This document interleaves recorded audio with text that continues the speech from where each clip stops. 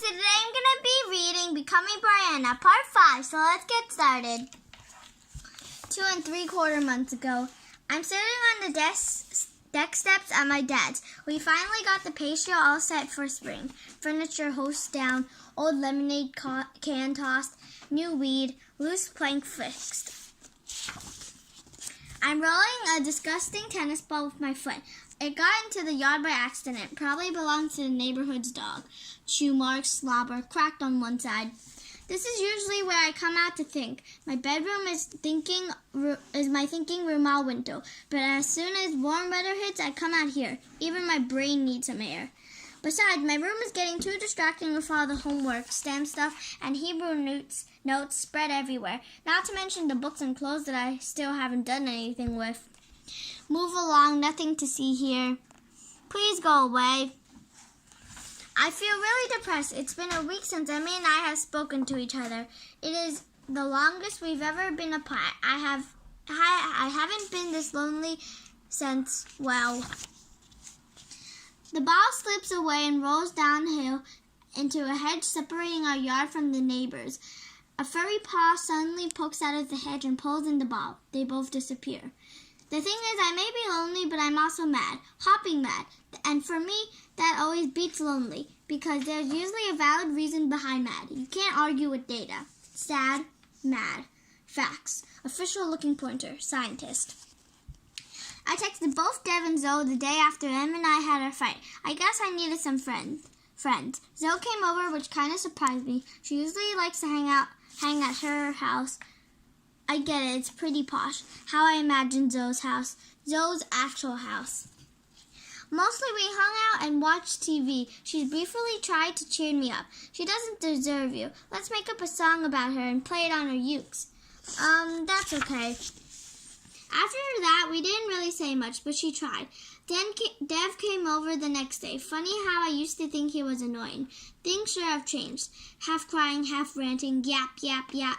He's a good listener, especially over ice cream. Don't worry, you two will be friends again. You guys have too much history. Wait, herstory. Okay, that's still annoying. Groan. No wonder you and my dad get along. What kills me though is that Emmy is spending more time with Sarah, and I'm quickly being replaced, which actually makes me madder. And that doesn't exactly help the situation. Move, I was here first, shove. Mad. Come on, there's room for both of us. Sad. The back door opens. Hey, honey, want to see a movie? Saturday tradition. No thanks. Dad comes over and sits next to me on the steps. This about Emmy? I don't want to talk about it. Did I ever tell you about the huge fight I got into with your uncle, Ryan, in 8th grade? Yes, Dad. Actually, he didn't, but the last thing I need is a back in my day story. We sit quietly for a moment. As usual, the silence gets to me. Okay, fine, tell me. This was before I met your mom, before we dated. Anyway, I had asked a girl out and she said no. Later, I found a note she slipped into my locker. She had told me no because I asked her in front of her friends and she was embarrassed. She actually did want to go out with me.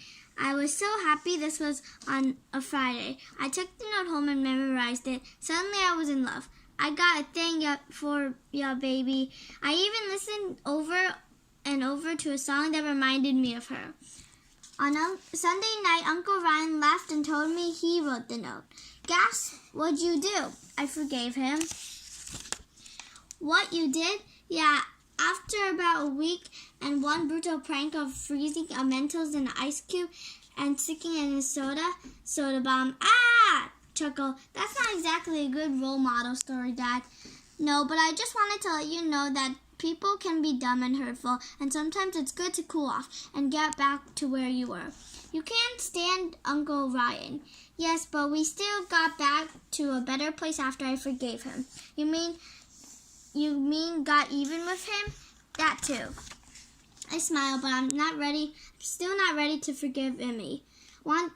Forget the movie. Want to get some pizza? I think about it, but only for a second. Okay. We stand up and are about to head back inside when something shoots out of the hedges. I don't believe in signs, but maybe that's one. Like you get what you give, and maybe that's Emmy's anger rolling back to me. Spit, sis. Or maybe it's time for the neighbors to get their new dog a new ball.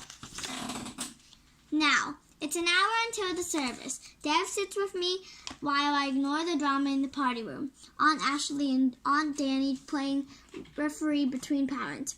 What's going on in there? World War III or something about table placement. That's what it was like. That's what it was 10 minutes ago. We listen a moment. It's a little calmer for now. A few decibels lower. So I need you to coach me like you did during the talent show. What do you mean? I need tricks so I won't faint or throw up or freeze like last time. Oh, well, you could do that old trick of picturing the audience in their underwear. They're family and friends, Dev, not strangers. Oh, right, gross. Not helping nausea. Dev thinks up for a moment. Okay, I learned a couple of tricks in drama class. In fact, I'm surprised your mom didn't tell you. Never mind. Anyway, you could do some meditation stuff or visualize the outcome, but one thing your mom once said that struck out to me is to remember that stage fright usually comes from not having self-confidence, and the best way to fight that is to be prepared. Just like the talent show, you had all those lines memorized, and once you stopped thinking so much, you were fine. This is the same. You've been practicing forever, Bree. You know your stuff. Yeah, I guess so. I need to stop thinking. Brain on, off. Thank you, Dev. I can also suggest some mnemonic devices. I'm good, thanks. 2.5 months ago, just got ice cream with Dev at Tasty's. You know, you're upset when you've been getting a lot of ice cream lately. Ever since the talent show, we've been hanging out more, especially now that Em and I aren't speaking to each other. Still, yeah, getting chills a little cool for ice cream. But you guys are best friends, and you invited her to the bat mitzvah. Maybe I'll invite her until she finally apologizes. It's been 2 weeks. Em tried telling me her side of things again, but I'm still mad, and I know how to hold a grudge. Besides, she did not apologize. So you and Joe are still hanging out? Yeah, but, well, I thought we had a lot in common. Actually sucks at it. Text. Doctor Who? Yawn. Seriously, who doesn't love Doctor Who? Right? But still, she's so cool and nice. Those pants are the cutest. I wish I were tall like you. Your hair is so lush, so jealous. You're seriously smart, Bree. Can I be like you? Algebra, eye roll. Okay, I don't want to poke the bear or anything. What? Maybe Emmy's onto something. I stop. What do you mean? Like Zoe's just faking it? Dev stops a little behind me. He's scared. He's scared to catch up. You believe Emmy over me? Well, there are always two sides, but it's, you know how sometimes it's easier to see things when you're not smack in the middle of them? Well, maybe Emmy's seeing things more clearly because you're not. I start marching in long, angry strides. Dev sprints to catch up. Come on, Bree. I slow down, but I don't stop brooding. Well, maybe it's too late anyway. Em and Sarah are as tight as ever. Maybe they can have each other. Maybe you should talk to her again. Maybe you should mind your own business. I keep marching in long strides with Dad doing little leaps to keep up. We're the same height, but my legs are probably 5 inches longer. A leg comparison. Winner! I smile at his efforts. I can't help it. Dev can be annoying, but it's hard to stay mad at him. But what's harder, lost in that sigh, is wondering if he might make sense. So I'm going to stop here. I hope you enjoy my video. Bye!